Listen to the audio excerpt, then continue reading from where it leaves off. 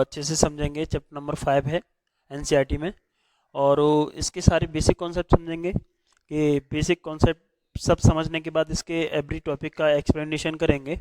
और उसके बाद एक्सरसाइज करते हैं और देखते हैं कि इस एक्सरसाइज को किस बेस पे हम कर सकते हैं, यानी लोअर बिल्कुल छोटे से स्टार्ट करेंगे। Arithmetic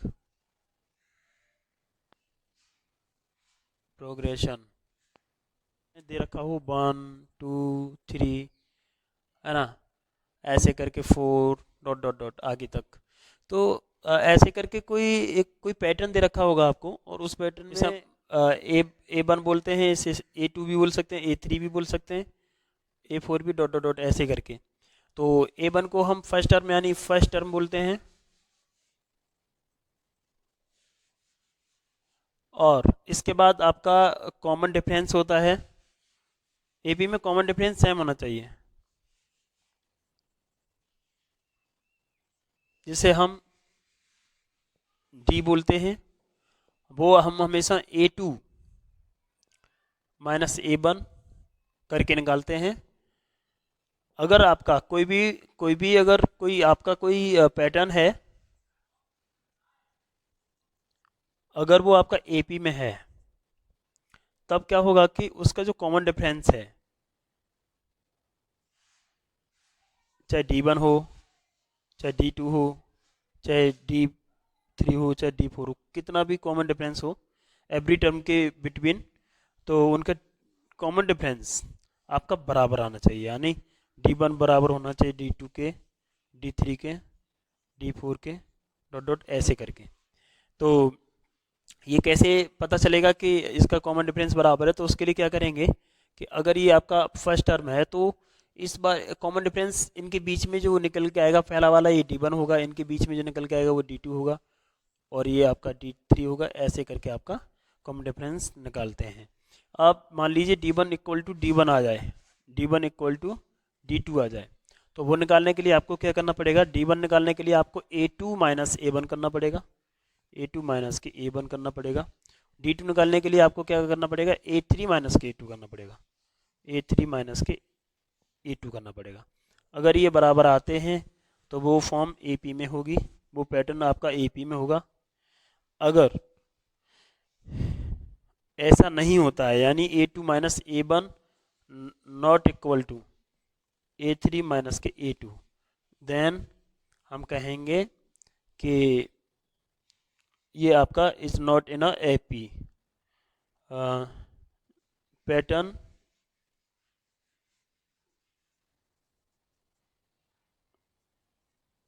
is not in AP। तब कहेंगे कि वो पैटर्न है वो AP में नहीं है, यानी फिर वो पैटर्न आपका AP में बोला नहीं जाएगा। तो इस तरीके से ये चीज़ होती है, ठीक है। अब आगे क्या करेंगे हम, ये हमने समझा कि AP के बारे में, ठीक है। अब AP का काम क्या होता है, यानी AP को हम क्यों यूज़ करते हैं, यानी आप आपसे हम कोई बात बोलेंगे जैसे समझाने के लिए कि बेटा 1 से लेके और कोई इवन नंबर्स हैं 2 4 6 और 8, तो इनका सम कितना हो जाएगा, यानी टोटल ये जो आपका जो इवन नंबर्स है इनका टोटल सम कितना हो जाएगा। तो आप बड़ा आसानी से बता देंगे 2 + 4 + 6 + 8 करके, जो आपके हिसाब से जो हो जाएंगे 14 और 4 18 और 2 20, यानी 20 हो जाएगा। लेकिन अब ये प्रोसेस तो हम सिर्फ छोटे नंबर्स के लिए कर सकते हैं कि यानी मान लीजिए छोटे छोटे नंबर कम वैल्यू दे रखा है, तो हम इस तरीके से ऐड कर लेंगे।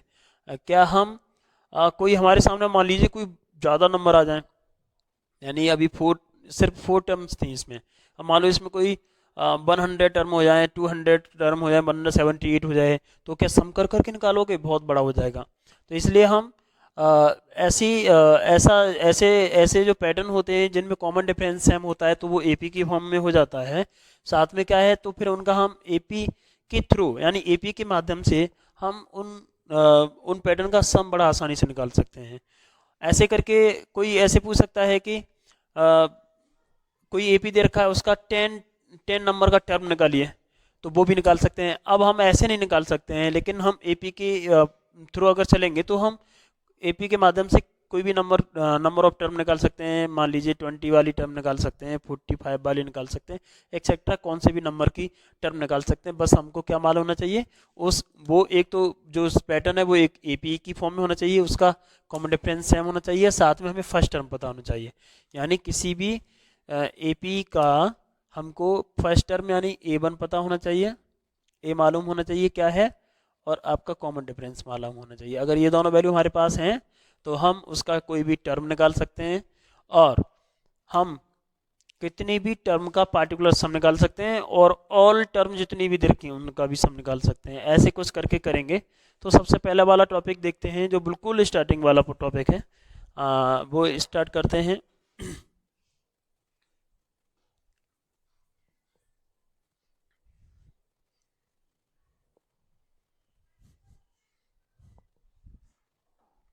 तो टॉपिक्स इस वाले चैप्टर में जो पढ़ने वाले हैं वो हैं आपके फर्स्ट इंट्रोडक्शन, सेकंड वाला है आपका number of terms,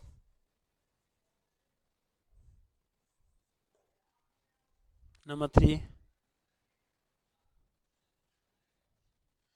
sum of N terms. इस तरीके से। तो इंट्रोडक्शन मैंने अभी आपको समझाया, नंबर ऑफ टर्म में समझा देता हूँ कि किस तरीके से कोई भी नंबर ऑफ टर्म निकालते हैं। कोई भी एपी होता है, और कोई एपी होता है तो उसका जो मैं दूसरा टॉपिक ले लेता हूँ, नंबर ऑफ टर्म। कोई भी एपी होता है तो एपी में आपका A1, A2, A3, A4 ये आपकी नंबर ऑफ टर्म होती हैं। इसमें क्या है कि इसकी जो जनरल फॉर्म होती है एपी की, वो होती है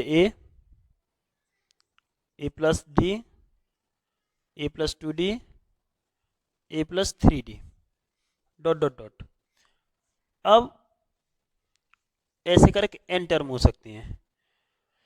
तो इस तरीके से होता है। अब आप एक चीज़ देख रहे होंगे, पहली वाली जो टर्म है वो आपका 1 है, दूसरी वाली टर्म है उसमें डी बना रहा है, जिसमें आपका थर्ड वाली जो टर्म है उसमें डी के आगे 2 कॉपिशेंट 2 आ रहा है, और 4 वाली में डी के आगे 3 कॉपिशेंट आ रहा है। ऐसे करके आप देख रहे हो कि जितना नंबर ऑफ टर्म है कॉपिशेंट से आगे नंबर एक वैल्यू कम हो रही है, यानी यहाँ पर एक वैल्यू कम हो रही है। तो यानी कहने का मतलब ये है कि अगर हम इसको हम एन माने, अगर इसको हम ऐसे एन माने इसको, तो हम इसको ऐसे कर लिख सकते हैं कि नंबर ऑफ टर्म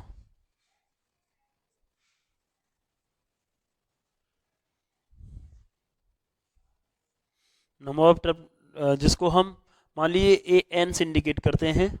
कोई भी नंबर की टर्म निकालनी तो उसे हम ए एन से शो करेंगे, ठीक है। एन के ऊपर कोई भी वैल्यू पुटअप करेंगे, 1 2 3 4 जितना भी वैल्यू पुटअप करेंगे वो उतना ही वैल्यू निकल के आएगा। तो आपका ये देख रहे हैं कि हम जैसे कि आपके सामने जैसे A2 था, मान लीजिए A2, तो A2 क्या है आपका A प्लस डी, यानी यहाँ पे आपका 2 की जगह पर 1 रह गया है, यानी यहाँ पे कुछ कितना रह गया 1। इसका मतलब है इसे हम ऐसे करके लिख सकते हैं कि A प्लस 2 माइनस 1, यूँ कर लिख सकते हैं, यानी 2 में से 1 कम हो गया होगा तब ये 1 बचा है। अब यहाँ पे अगर मैं इसी चीज़ को, ये तो सेकंड नंबर की टर्म हो गई, अब इसी चीज़ को ना मैं एन नंबर की टर्म निकालूं, यानी ए एन निकालूं, तो ए प्लस एन में से यहाँ जो वैल्यू होती है उसमें से 1 कम कर देंगे, जैसे 2 में से 1 माइनस कर दिया है, एन के ऊपर हमने 2 लगा दिया, और आपका डी। तो नंबर ऑफ टर्म इस तरीके से ये फॉर्मूला डेरिवेट हो जाता है, यानी ये होता है आपका नंबर ऑफ टर्म का फॉर्मूला। यानी कितनी भी हम ऐसे करके टर्म निकाल सकते हैं, बिल्कुल भी बड़ा आसानी से निकाल सकते हैं। यानी अगर हमको a n equal to A plus N minus 1 into d मालूम हो तो इस तरीके से ये निकल आएगा। अब आगे की बात करते हैं कि ये आपका नंबर ऑफ टर्म हो गया, कि हम इसके बाद सम ऑफ एन टर्म्स किस तरीके से निकाल सकते हैं। यानी कोई ये पूछे कि आपको क्या करना है, कि आपको निकालना है कि किसी भी एपी की 5 टर्म का सम निकालिए, 6 टर्म का सम निकालिए, तो हम उसे कैसे कर सकते हैं? Sum of N terms. Sum of N terms की बात करते हैं तो सबसे पहले बात कर लेंगे, जैसे सम ऑफ एन टर्म के लिए आपका फॉर्मूला होता है एस एन इजकल टू, यानी S mean sum, N mean number of term, यानी कितनी नंबर ऑफ टर्म का हम सम निकालना है, होता है एन बाई टू, ब्रैकेट में 2a plus N minus 1 into D, ये फॉर्मूला होता है। अच्छा, ये तो हो गया कि आपका starting sum of first N terms का सम, फर्स्ट एन टर्म्स, यानी कहने का मतलब ये है कि इसे कह सकते हैं कि सम ऑफ फर्स्ट एन टर्म्स। इसके बाद क्या है कि हम इसको ऐसे भी लिख सकते हैं, और S N equal to N by two, इसको हम 2a को हम a प्लस ए लिख सकते हैं और n माइनस 1 इंटू डी लिख सकते हैं। ये फॉर्मूला हम जानते हैं किसके बराबर होता है, ये होता है a n equal to A plus N minus 1 into d के बराबर, ठीक है ना। तो हम इसे लिखेंगे a n equal to N by two, और ए पहले से रहने दो, प्लस इसके ऊपर ए एन लिख दो, और ए एन हमारा होता है लास्ट टर्म, लास्ट वाला टर्म होता है कोई किसी भी एपी में, मान लो एपी ऐसे करके दे रखी है, तो वो आपका लास्ट वाला ए एन टर्म होगा, यानी ये लास्ट में आ रहा है बिल्कुल, इसलिए एल से इंडिकेट करते हैं। तो इसे हम इसे लिख सकते हैं कि N by two A plus L इसकी जगह पर, ठीक है ना। तो आपका एस एन का जो फॉर्मूला होता है, तो ये फॉर्मूला यूज़ करते हैं जब आपको लास्ट टर्म मालूम हो, sum of all term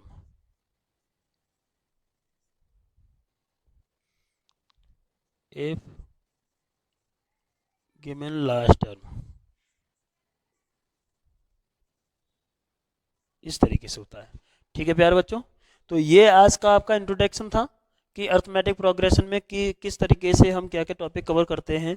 arithmetic progression होती क्या है हमने कवर किया, कि अर्थमेटिक प्रोग्रेशन होती क्या है, उसके इंट्रोडक्शन के बारे में जाना, उसके नंबर ऑफ टर्म्स के बारे में जाना, और उसके बाद हमने ये लास्ट वाला जो टॉपिक था एक्सप्लेन किया था, सम ऑफ एन टर्म। ठीक है, तो इस तरीके ये सब कुछ टॉपिक थे।